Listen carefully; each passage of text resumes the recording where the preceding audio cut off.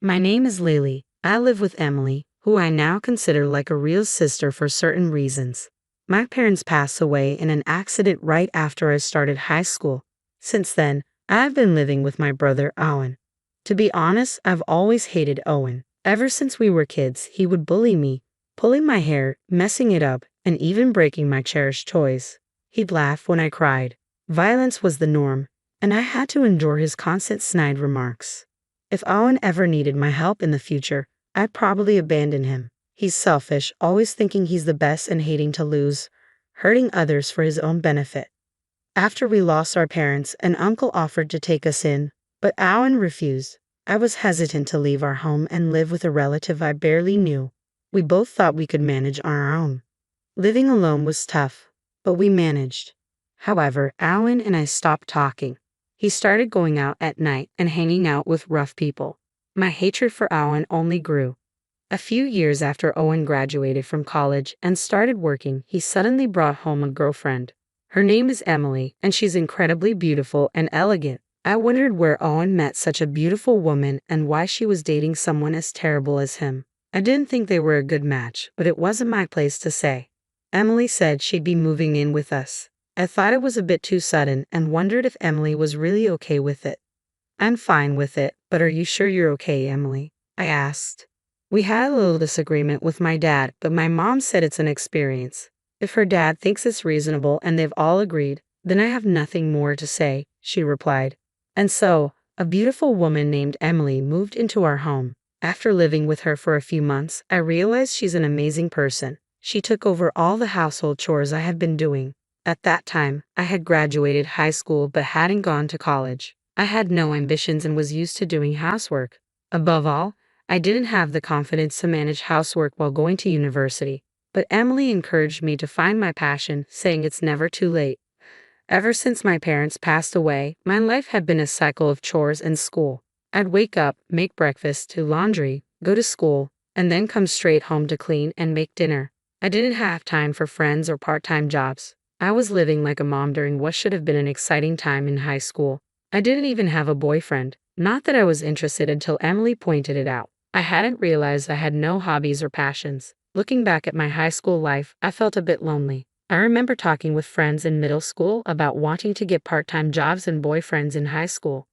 I decided to reconsider my future. I thought I'd start with a part-time job, but I didn't want to leave all the housework to Emily, so I helped her whenever I could. One day, it hit me, is Emily actually amazing? I was pretty confident in my cooking skills since I'd been doing it ever since we lost our parents. I'd also often looked at books. I had initially thought Emily, with her elegant demeanor, wouldn't have much experience with housework. I was wrong. Emily was perfect at cleaning, laundry, and especially cooking. Her cooking was so good she could be a pro, and it made me wonder again why she was with Owen, who has such a terrible personality. I started to admire Emily and thought of her as a real sister. She said she felt the same way about me. We even started going out for meals and hanging out, but Owen didn't seem to like that Emily and I were getting along so well. Years later, Owen found himself at the center of a major incident. One day, after several years had passed, I got a call. By this time, I had already moved out and was living on my own. The call was from Owen. For some reason, he was furious and yelled over the phone, "What are you doing on the day of the ceremony? You better not miss it." I responded, "What ceremony? I haven't received an invitation." Owen sounded puzzled and said, "Huh?" But I decided to tell him the truth.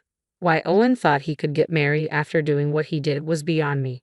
Let's rewind to the time when Emily started living with us.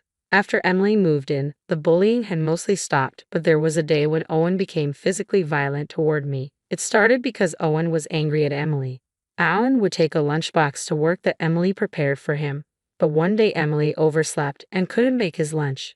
Owen was furious about it. To me, it seemed like a minor issue. When Owen got home that day, I talked to him about the morning incident. Why get so mad over a missed lunch? Nobody's perfect. People oversleep sometimes, you know. I didn't mean anything deep by it, but Owen didn't like what I said and suddenly became enraged.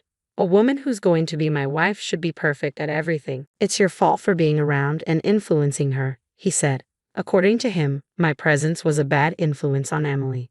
Of course, I argued back. I used to cry a lot as a kid, but now I speak my mind. We got into a heated argument, and suddenly Owen shoved me. Then he started kicking me. Just then, Emily returned from shopping and intervened. She was angry at Owen, but Owen didn't calm down. And then I saw something unbelievable. Owen slapped Emily. He then left the house and disappeared. I was left stunned and couldn't move for a while. Emily was also frozen, holding her slapped cheek. Snapping back to reality, she burst into tears. I approached Emily and asked, "Emily, are you okay?" She replied, "I'm fine," but tears were spilling from her eyes. She said sorry and retreated to her room. From that day on, Owen became increasingly aggressive toward Emily. One day, I decided to talk to her. I was worried because she was losing her usual brightness.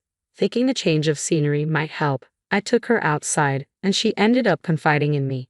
She was unsure whether to go through with marrying Owen. I immediately said she should break it off and that there was someone better out there for her. Emily seemed a bit surprised, but talking to me seemed to lift her spirits a bit. On the way home, I said to Emily, "I'll always be on your side, Emily." Emily cracked a small, somewhat sad smile. One day, I overheard Emily arguing with Owen, which was unusual for her. Curious, I asked what was going on. It turns out Owen had gone ahead and set a wedding date without consulting her. No wonder Emily was upset, but what shocked me even more was this. Don't set a wedding date without even having a family meeting first. Apparently, Owen hadn't even met with Emily's parents yet. This was just beyond rude, and I was shocked he hadn't even taken the basic step. I immediately suggested that we go meet Emily's parents. Owen told me to mind my own business, but this was no time for that. Emily quickly explained the situation to her parents, and they both went to visit them. Her face looked both exhausted and tired, which worried me. That day, only Owen returned home. I had a hunch about what happened and sent Emily a text.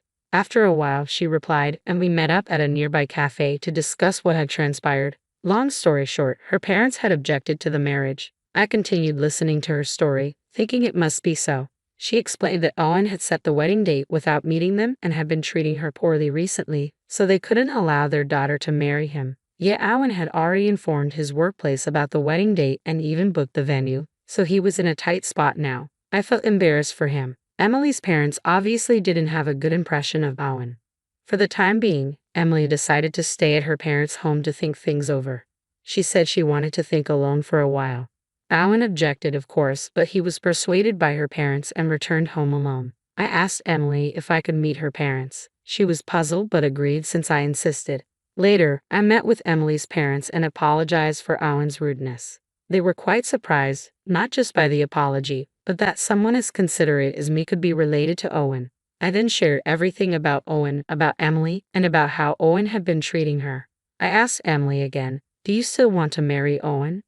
Emily responded, "I'm not sure." I suggested she should have a serious talk with Owen. She agreed, but when she tried to contact Owen to talk, he wasn't interested in discussing anything. Worse, he was still moving forward with the wedding plans. He even sent Emily a list asking her to prepare the invitations. At this point, Emily had had enough and finally decided to break up with Owen. She tried multiple times to discuss the matter with Owen, but it seemed like they could never have a real conversation. Every time she reached out, Owen would dominate the conversation and end it abruptly. She even texted him about breaking up. But Owen dismissed it, saying, "Enough with the jokes. Just prepare for the wedding." And so, the day Owen unilaterally decided would be their wedding day arrived, and Emily contacted me in a fury. I couldn't help but marvel at how well Owen had planned the wedding without considering Emily's feelings.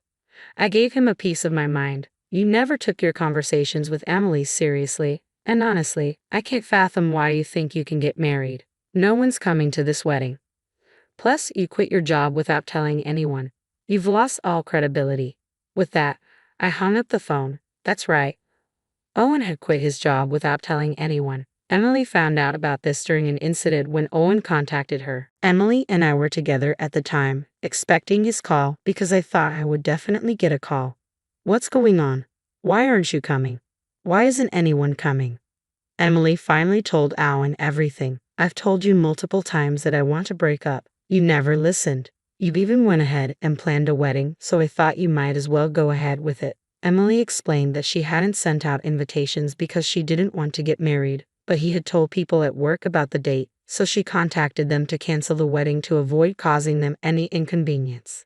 That's when she first heard that Owen had quit his job. She intended to talk to Owen again, but given his usual attitude, she decided to let it go, saying goodbye and hanging up. After hanging up, Emily looked relieved and refreshed. She apologized to me, but I was more than satisfied with the outcome. In the end, Owen had brought this upon himself. He never took his relationship with Emily seriously and made all the decisions on his own. If he had taken the time to have a serious conversation with Emily, things might have turned out differently. But that's neither here nor there now. Emily was worried about living alone, but I had anticipated this and had already decided to move out and live on my own. I had even finalized the lease and just needed to move. Later, after moving, Emily and I continued to be as close as best friends. I told her I would miss her as if she were my sister, but she assured me there was no need to part ways. Since then, we've gone out for meals, hung out, and even traveled together. I spent my days working part-time, trying to find what I really wanted to do. Emily, being the incredibly capable and thoughtful person she is, also started a part-time job where I worked. Emily is the whole package, beautiful, talented, and incredibly considerate. She quickly became popular at work.